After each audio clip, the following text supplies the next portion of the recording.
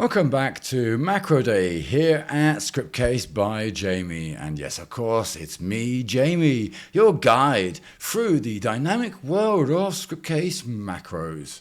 And today we are exploring the SC-Where Filter macro, a powerful tool that allows you to retrieve the where clause generated by the filter form. So this macro is essential for those developers who want to capture and utilize filter criteria within your applications. So let's dive into how SC-Where Filter can enhance your data handling.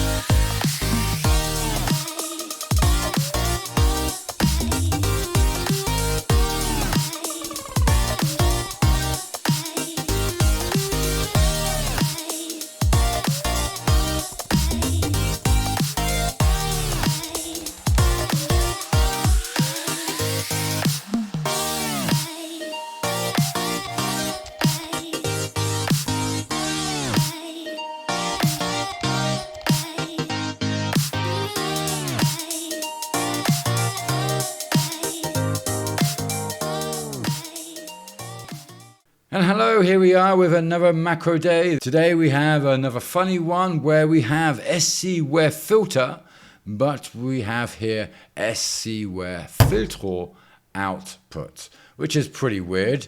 And SC-Where Filter is right there, as you see. And for some reason, it is outputting SC-Where Filter, which is really funny.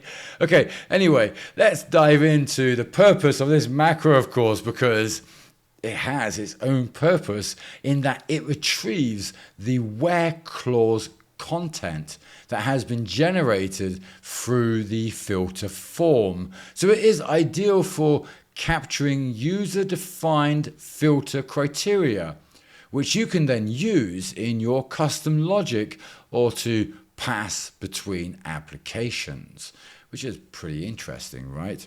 Okay, so let's have a look at this SC-Where Filter. It is a funny one. So here, if I type it out, and I know I'm starting a bit weird, because it's not like a normal macro. So here I will then add here, so save my current filter, and that then equals here the SC-Where underscore filter.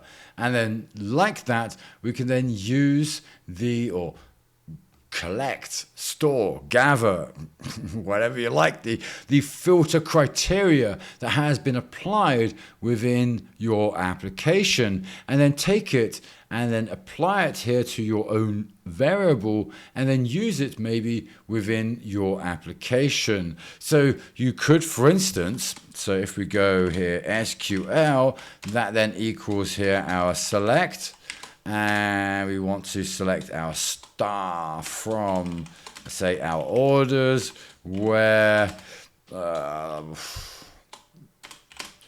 our SC-Where filter, SC-Where underscore filter, and then with that we can then SC lookup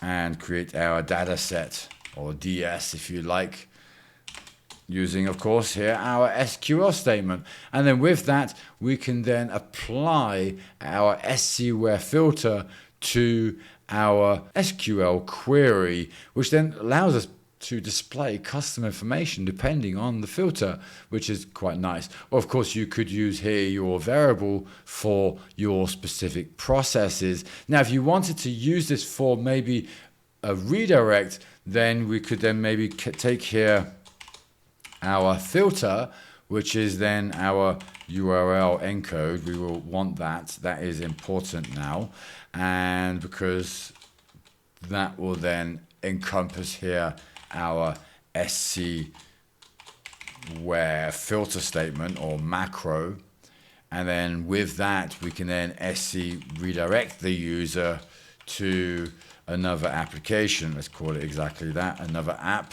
And then another app. And then with that, we have then also our filter in here. Let me change that also. And then like that, we have our filter. That would then equal our filter. And then just like that, we have a custom redirect setup that takes our filter from our existing application and passes that to our next application via the URL parameters. And that is very easy then to use in those situations where you want to filter your current data. And of course, you may be wondering where you would be filtering, because you won't be filtering within a form application, but you can filter or use this specific macro within the chart application, the grid application, as well as the report PDF application. So if I come here into my applications here, let's come here to grid with filter. And then here we have grid 13, starting with search, quick search options, filter and grid on the same page. So grid 12, let's run that and have a quick peek. Now here we have our search field as well as the display on the same application. So now if I come here to events, I can then apply then here our options within the grid application events here. So I can apply that on click, and with that I would then need to create here an Ajax event. So let's apply that here, for instance, to the category ID, and then on click create that event, and then here I can then use this macro, save it as the variable I need, and then pass that to then the next application. So category ID, which would then I guess be this one here, or again it's not being displayed. Let's make sure it is being displayed here. Category ID, so okay, so that's that one, and that is here, which we now have there. It's clicked, and we can see there is processing something, essentially saving the where filter as our variable that we have defined here within our Ajax event. Now you can also use this on script init, as well as on navigate, on record, on group by, on click, and on footer, and on footer and header. So those are also optional, and then you can save the filter as you need when it is applied. Now in dynamic situations, you may have 0 filters applied at first, then work within the grid application, apply your filters, and in those cases the filter would then be captured within your variable, and then you can use it within your queries or within your redirections if you like. So of course, imagine if you have a grid application displaying customer orders, you can then apply filters to narrow down those results as we have here, and then using the SC where filter, we can capture those filters that have been applied to generate maybe the reports that we need, export data even, or pass the criteria to other applications as we have within our redirect. And this will then help you with ensuring that your data is consistent, as well as handled efficiently and effectively within your applications. And of course, you guessed it, it's a wrap on how to use the SC where filter macro, how you can capture and utilize your filter criteria within your Scriptcase applications. It is a valuable tool for enhancing your data interaction, as well as ensuring seamless user experiences.